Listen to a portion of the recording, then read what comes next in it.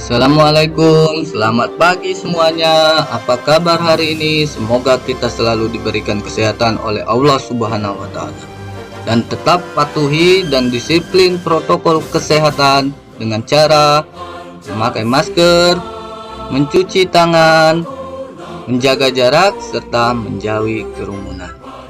Baiklah, alangkah lebih baiknya sebelum kita memulai materi hari ini, kita berdoa terlebih dahulu. Berdoa dimulai.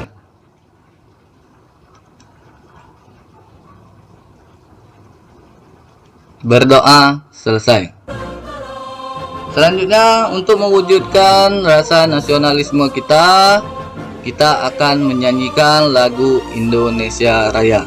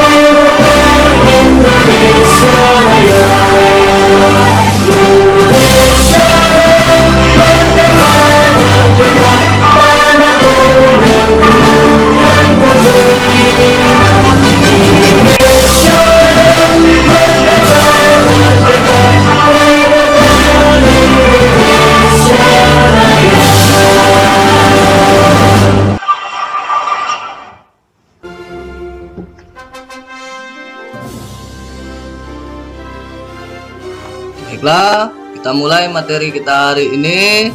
Untuk materi kita hari ini yaitu bentuk, sifat, dan teori kedaulatan. Dengan tujuan pembelajaran, peserta didik mampu memahami dan memaparkan bentuk, sifat, dan teori kedaulatan. Bentuk kedaulatan. Indonesia menganut teori kedaulatan rakyat sesuai dengan pasal 1 ayat 2 yang mengatakan kedaulatan berada di tangan rakyat dan dijalankan menurut Undang-Undang Dasar 1945 dan pada alinea keempat UUD 1945 serta pada pasal 5 Pancasila. Untuk negara yang merdeka itu dibagi menjadi dua bentuk kedaulatan.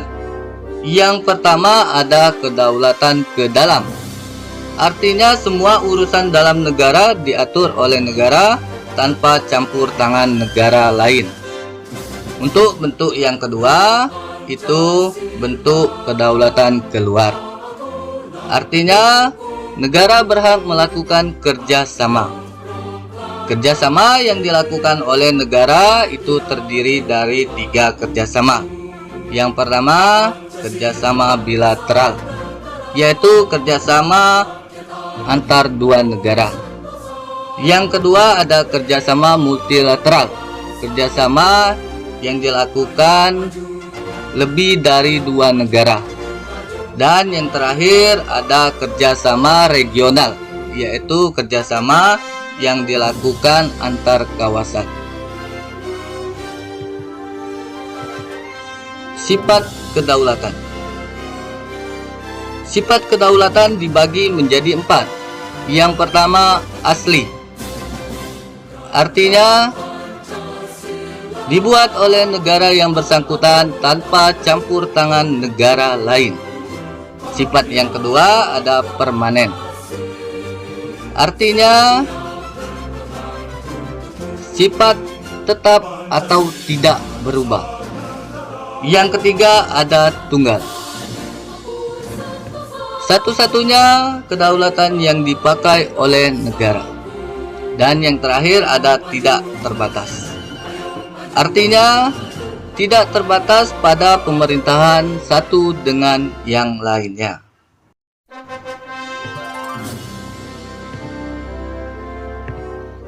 Teori kedaulatan. Teori kedaulatan terbagi menjadi 5 teori. Yang pertama, teori kedaulatan Tuhan. Yang kedua, teori kedaulatan raja. Yang ketiga, teori kedaulatan rakyat. Yang keempat, teori kedaulatan negara. Dan yang terakhir atau yang kelima itu teori kedaulatan hukum. Baiklah, kita akan bahas satu persatu. Yang pertama ada teori kedaulatan Tuhan. Artinya teori kedaulatan Tuhan adalah kedaulatan yang berasal dari Tuhan yang telah diberikan pada seorang raja atau penguasa, sehingga rakyat harus patuh dan tunduk pada perintah penguasa. Pencetus teori ini itu adalah Aurelius Augustinus dan Thomas Aquinas. Salah satu negara yang menganut teori ini adalah Jepang. Teori yang kedua ada teori kedaulatan raja. Artinya kekuasaan dalam negara terletak di tangan raja dan keturunannya. Karena raja dianggap sebagai keturunan dewa atau wakil Tuhan. Pencetus teori ini yaitu Niccolo Machiavelli, Jean Bodin, Thomas Hobbes, dan F. Hegel. Salah satu negara yang menganut teori ini adalah Inggris. Teori kedaulatan rakyat. Artinya teori kedaulatan rakyat menyatakan bahwa kekuasaan tertinggi dalam suatu negara berada di tangan rakyat. Pencetus teori ini adalah John Locke, Montesquieu, Gigi Risau. Salah satu negara yang menganut teori ini adalah Negara Kesatuan Republik Indonesia atau negara kita tercinta. Terus teori yang selanjutnya ada teori kedaulatan negara. Artinya teori kedaulatan negara yaitu kekuasaan tertinggi terletak pada negara. Sumber kedaulatan adalah negara. Pencetus teori ini adalah Jean Bodin, F. Hegel, G. Jelinek, Paul Leven. Salah satu negara yang menganut teori ini adalah Jerman. Teori selanjutnya itu teori kedaulatan hukum. Artinya kedaulatan hukum adalah kedaulatan yang berasal dari hukum yang berlaku di suatu negara. Hukum yaitu pernyataan yang timbul dari kesadaran manusia dan hukum merupakan sumber kedaulatan. Pencetus teori ini adalah Hugo Krebs, Immanuel Kant, Rob Canberg.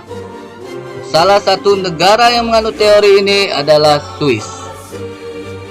Oke, sekian, terima kasih materi kita hari ini. Apabila ada yang belum dimengerti, silakan tuliskan di kolom chat atau langsung WA saya saja. Wassalamualaikum warahmatullahi wabarakatuh.